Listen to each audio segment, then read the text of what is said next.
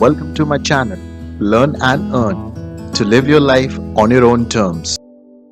Everyone, you're welcome to my channel Learn and Earn Academy.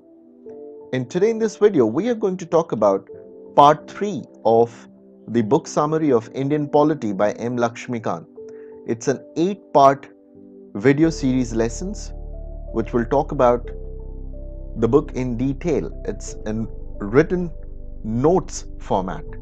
So if you like this video, you can press the like button, subscribe to our channel and share it on social media.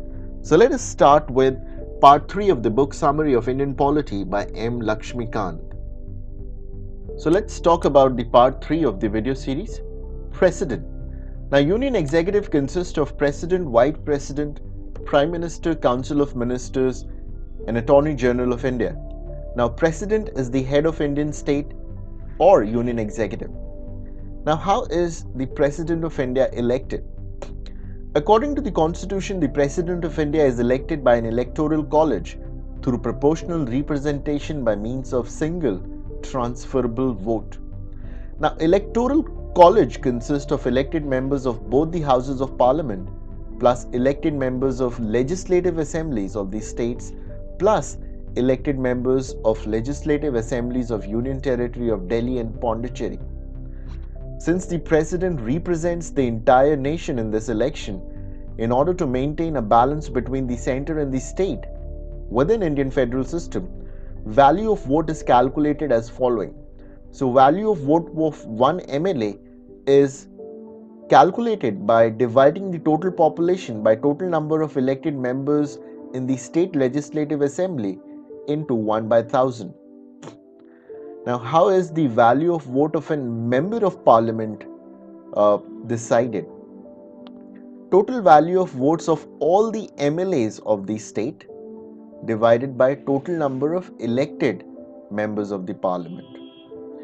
Now, in election of president,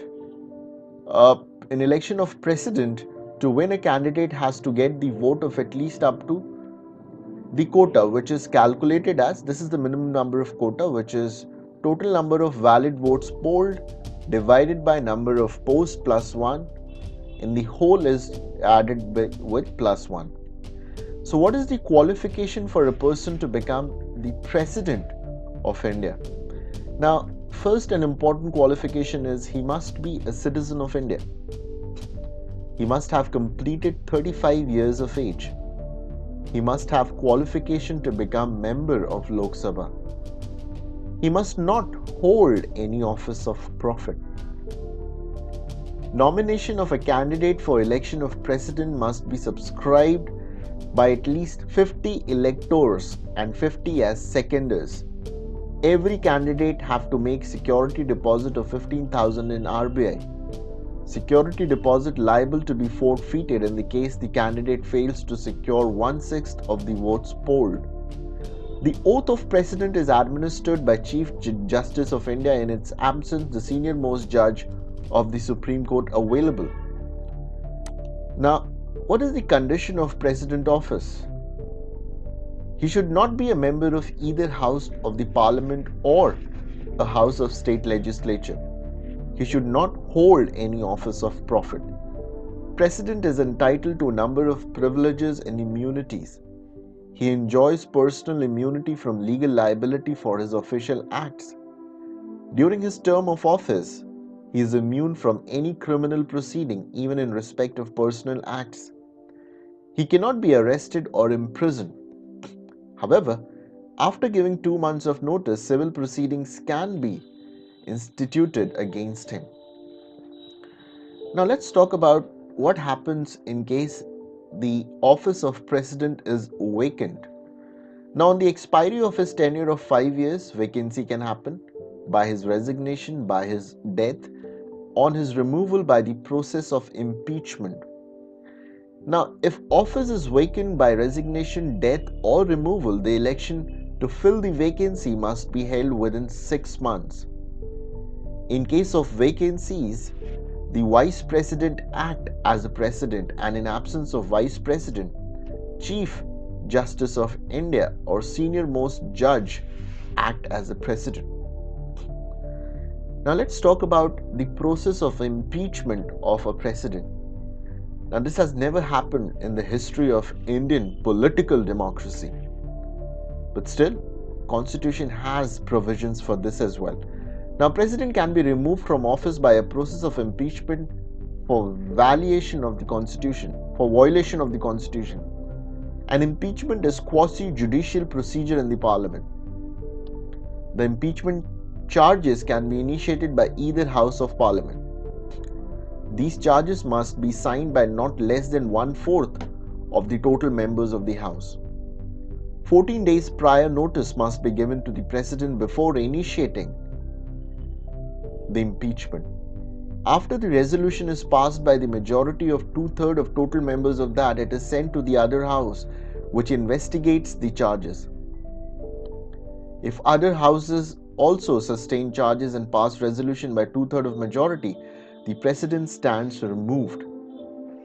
Nominated members of both the houses of parliament take participation in impeachment.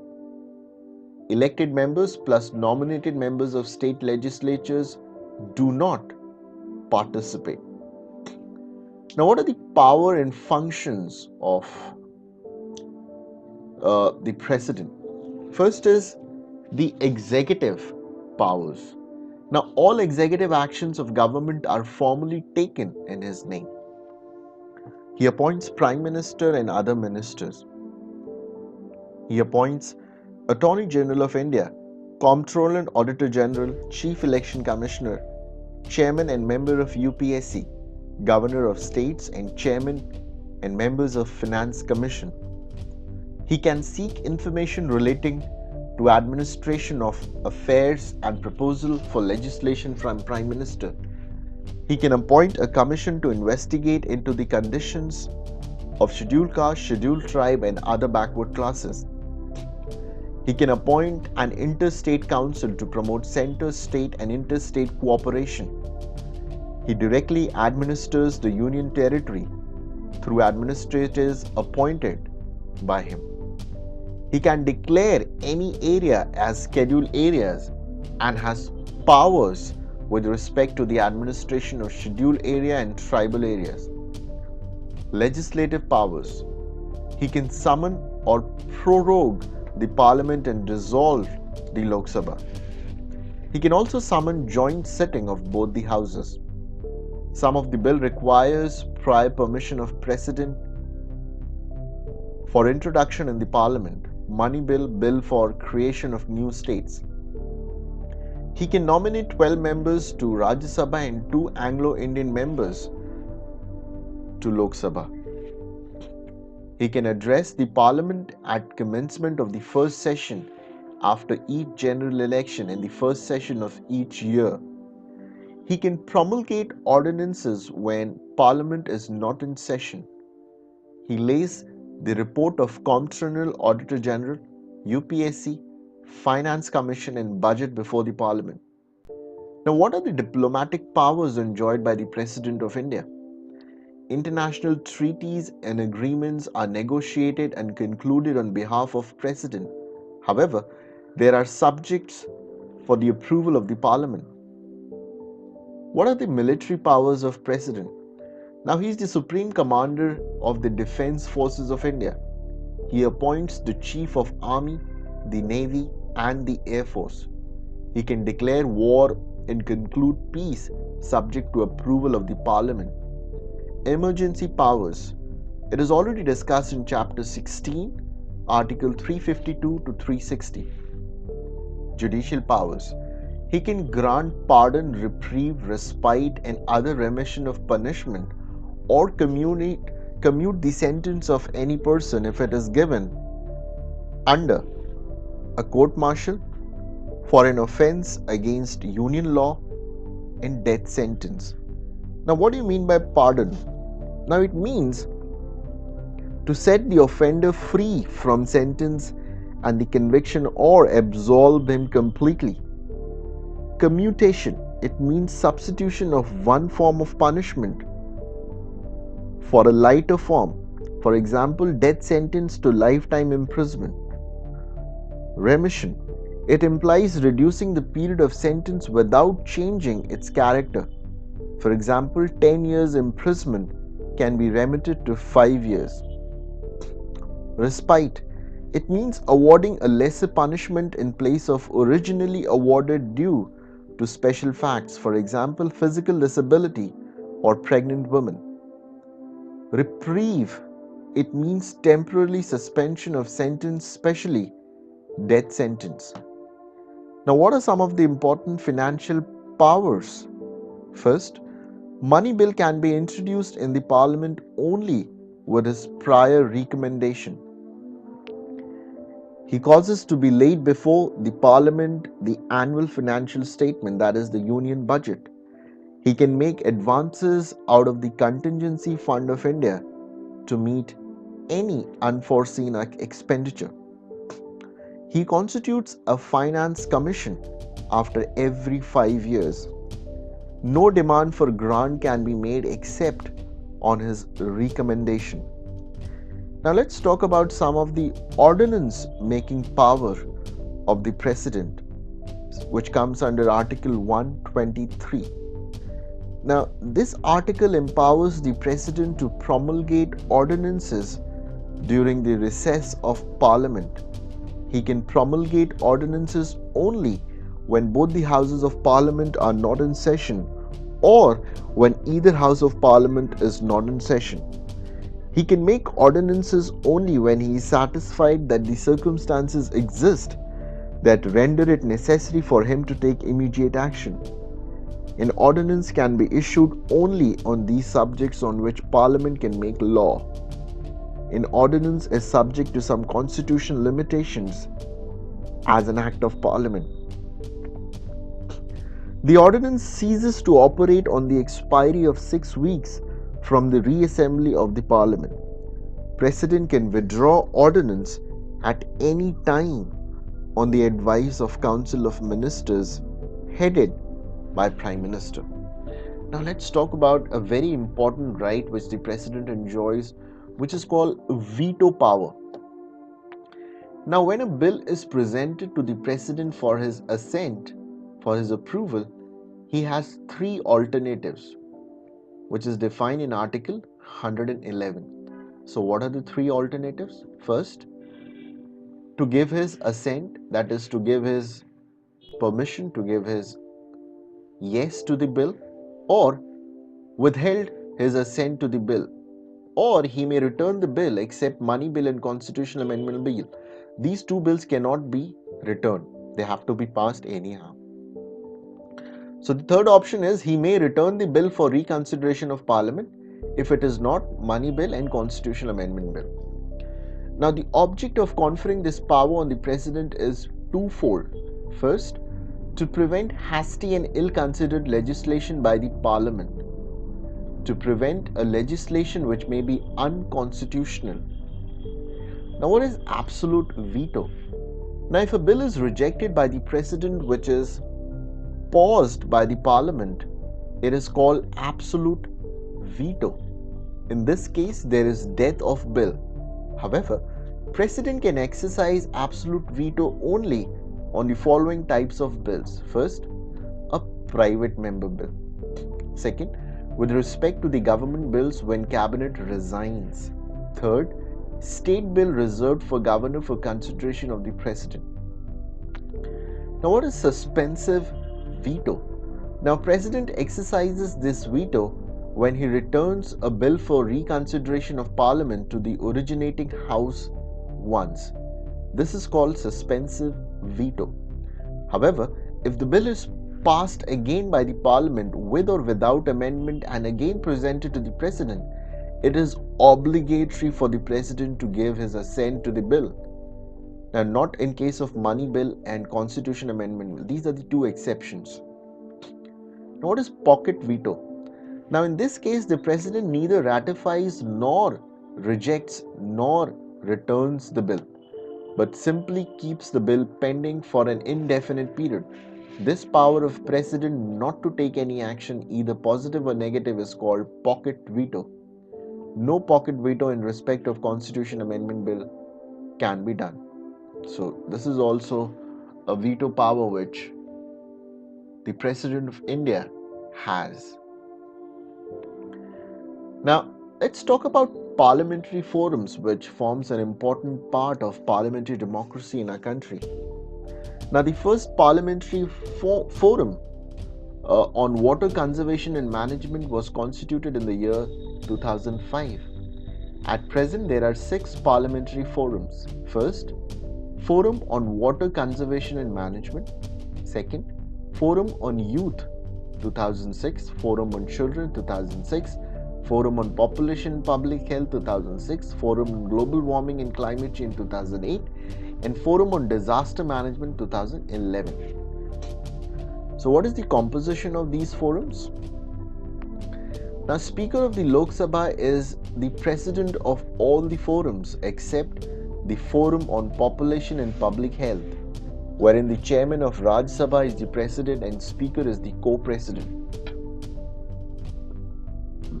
The deputy chairman, deputy speaker of Lok Sabha, the concerned ministers, and the chairman of departmentally related standing committees are the ex officio vice president of respected forums. Maximum 31 members, excluding president and ex officio vice president, out of which 21 from Lok Sabha and 10 from Raj Sabha, are part of these forums. Now let's talk about Vice President. Article 63 to 71. Now he is elected by the members of an electoral college consisting of the members of both houses of Parliament. Includes both elected and nominated members of Parliament. Does not include members of state legislature. Elected by system of proportional representation by means of single transferable vote, and voting is by secret ballot. Qualification: he should be a citizen of India. He should have completed 35 years of age. He should have qualification to become member of Rajya Sabha. He should not hold any office of profit. The nomination of a candidate for election to office of Vice President must be subscribed by at least 20 electors as proposers and 20 electors as seconders. Every candidate has to make security deposit of 15,000 in the RBI. Now, oath of Vice President is administered by the President or some person appointed on the behalf by him. He should not be a member of either House of Parliament or a House of State Legislature. Now, what is the term of office of Vice President? Now, Vice President holds office for a term of 5 years from the date on which he enters upon his office.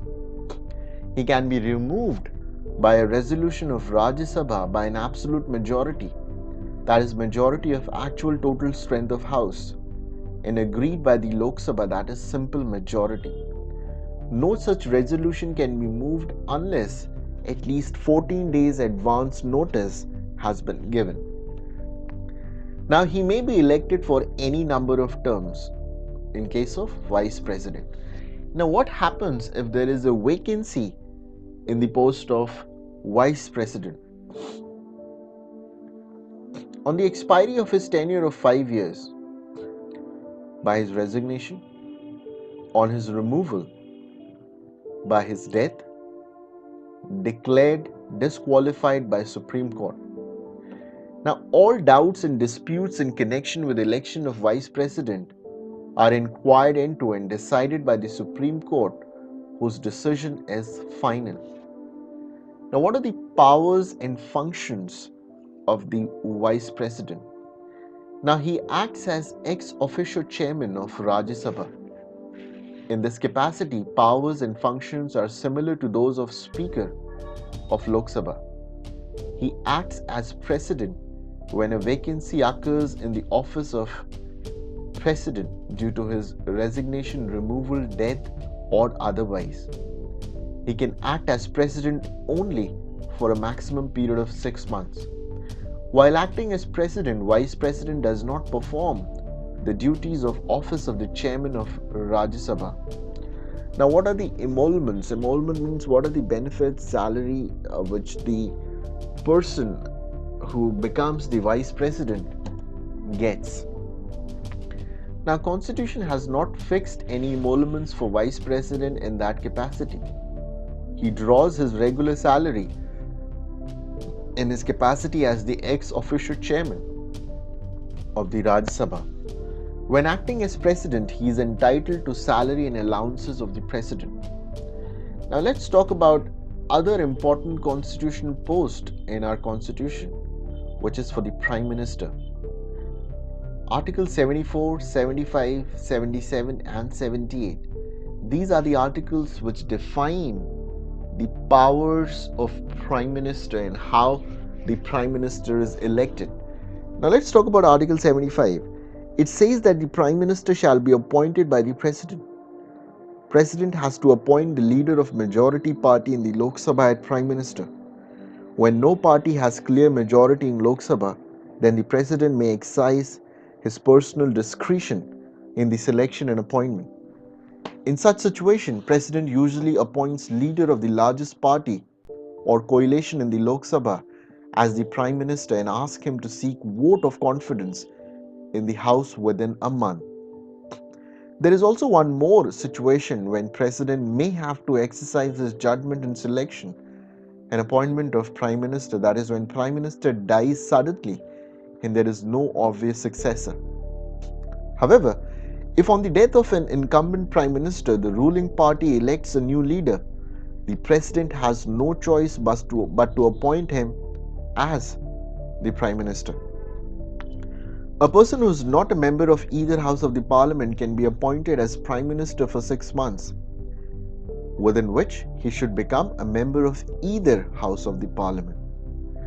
Prime minister may be a member of any of the two houses of the parliament. Term of prime minister is not fixed and he holds office during the pleasure of the president. So long as prime minister enjoys the majority support in the Lok Sabha, he cannot be dismissed by the president. Now let's talk about some of the important functions used for the prime minister. Now he recommends persons who can be appointed as ministers by the president. He allocates and reshuffles various portfolios amongst the ministers. He can ask a minister to resign or advise president to dismiss in the case of difference of opinion.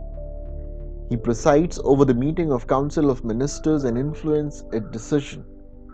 He guides, directs, controls and coordinates activities of all the ministers. In case of resignation or death of prime minister, council of ministers dissolves automatically.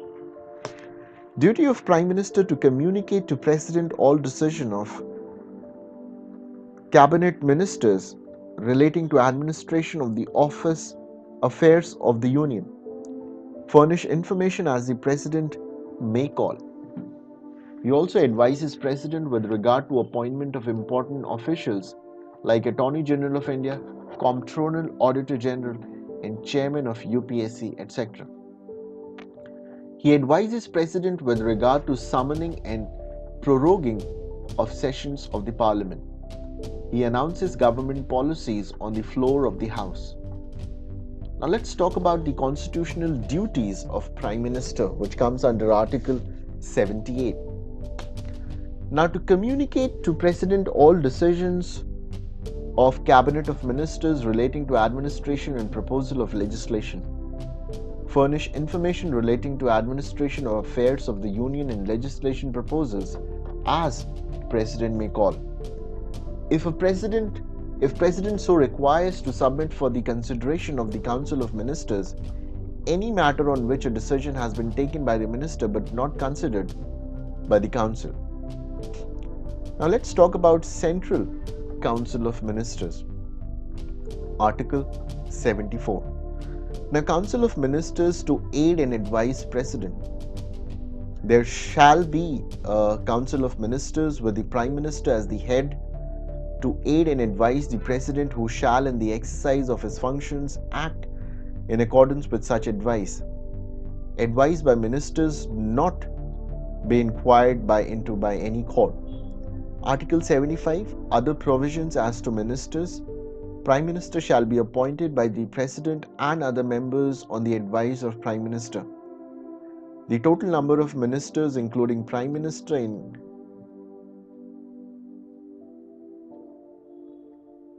committee of members shall not exceed 15%. It is Cabinet of Ministers, shall not exceed 15% of the total strength of Lok Sabha. It was added by 91st Amendment Act 2003. The Cabinet of Ministers shall be collectively responsible to the Lok Sabha. Article 77, conduct of business of the Government of India. Article 78, duties of Prime Minister, which we have already discussed. Now, responsibilities of ministers. Collective responsibility. Now, when Lok Sabha passes a no confidence motion against the Cabinet of Ministers, all the ministers have to resign, including the members who are from Rajya Sabha. The Cabinet of Ministers or Committee of Ministers can advise the President to dissolve the Lok Sabha. Now let's talk about individual responsibility. In case of difference of opinion or dissatisfaction with the performance of a minister, the Prime Minister can ask him to resign or advise the President to dismiss him. Now, Cabinet of Ministers consists of Cabinet Ministers. It is also called Committee of Ministers or Cabinet of Ministers.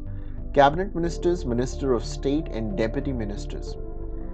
Now, Cabinet Ministers are individual ministers such as Defense, Home, Finance. Deputy Ministers are attached to Cabinet Minister or State Ministers, and Minister of States are individual who are attached to Cabinet Ministers.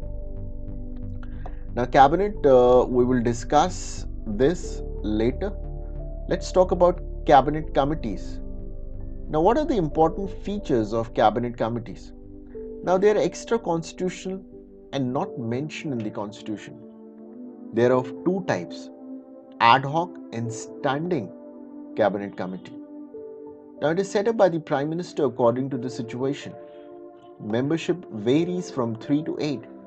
It includes only Cabinet members. However, non-Cabinet members are not debarred from their membership. Now, what are the functions of Cabinet Committees?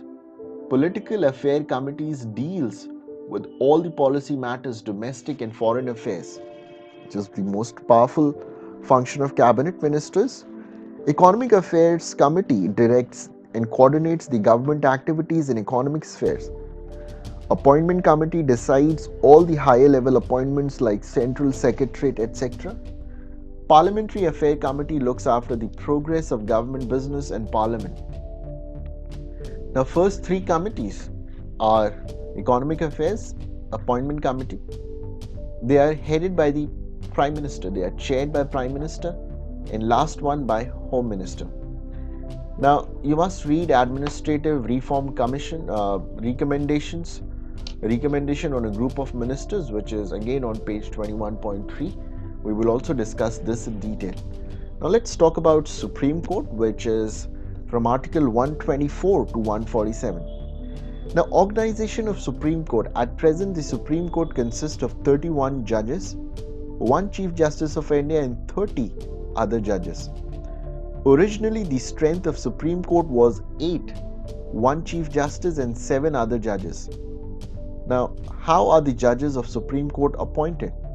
Now, judges of Supreme Court are appointed by the President. Chief Justice of India is appointed by the President after consultation with such judges of the Supreme Court and High Court as he deems necessary.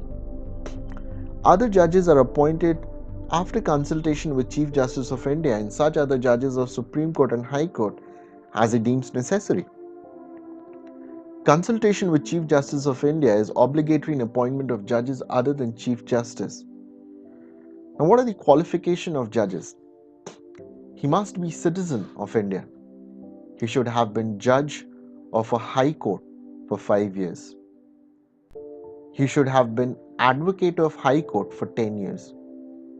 He should be distinguished jurist in opinion of the President. Now, let's talk about tenure of judges. Now, Constitution has not fixed the tenure. However, it makes following three provisions. He holds office until the age of 65 years. He can resign his office by writing to the president. He can be removed from his office by the president on recommendation of the parliament. Now let's talk about removal of the judges. On what grounds the judges can be removed? It can be proved misbehavior or incapacity. Removal motion is signed by 100 members in case of Lok Sabha or 50 members in case of Rajya Sabha, and it is to be given to the speaker or the chairman of the Lok Sabha or Rajya Sabha. The speaker or chairman may admit the motion or refuse to admit it.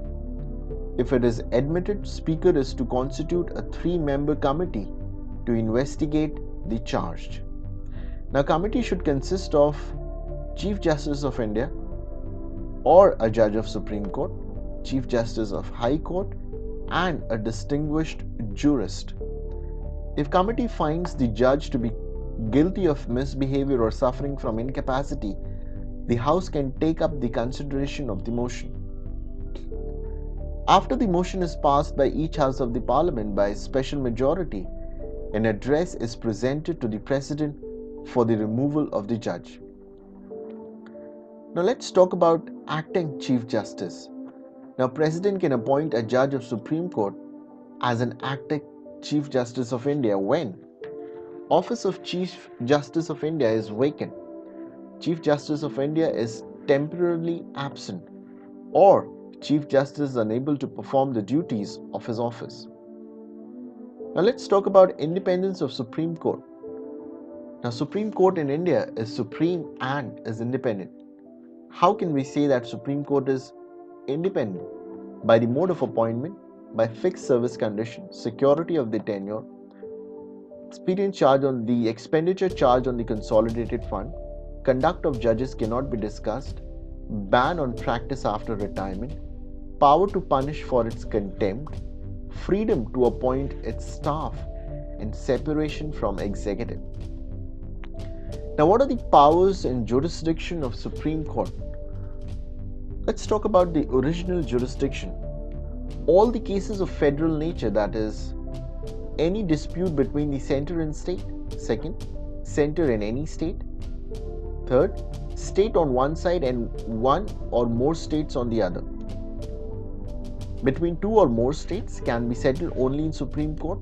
If the matter is between two or more states, no other court is allowed to hear such cases. Writ jurisdiction.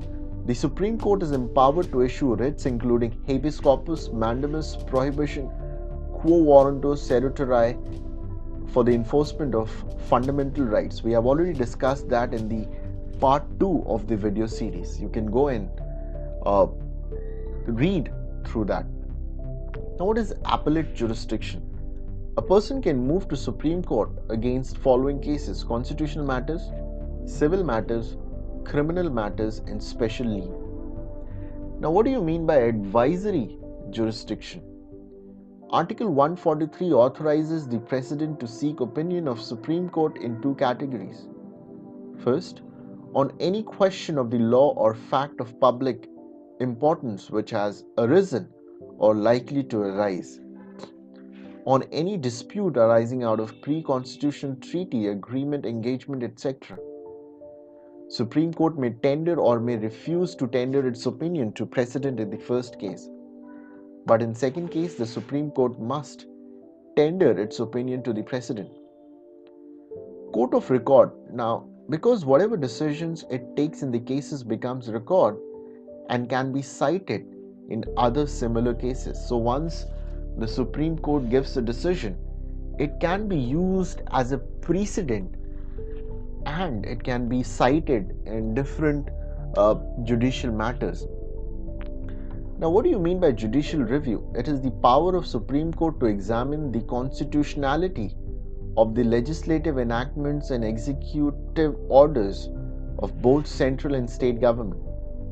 Supreme Court advocates, senior advocates, they are designated as senior advocates by Supreme Court of India or by any High Court. They are not entitled to appear without an advocate on record in the Supreme Court or without a junior in any court or tribunal in India. Now, what do you mean by advocate on record? Only these advocates are entitled to file any matter or document before the Supreme Court. They can also file an appearance or act for a party in the Supreme Court. Now, who are the other advocates? Now, they can appear and argue any matter on behalf of a party in Supreme Court, but they are not entitled to file any document or matter before the court. So, I hope this video would have given you a lot of information and valuable insights on the important parts of our constitutional democracy. So if you like this video, you can press the like button, subscribe to our channel, and share this video on social media. Help us to spread education in this beautiful world. Thank you.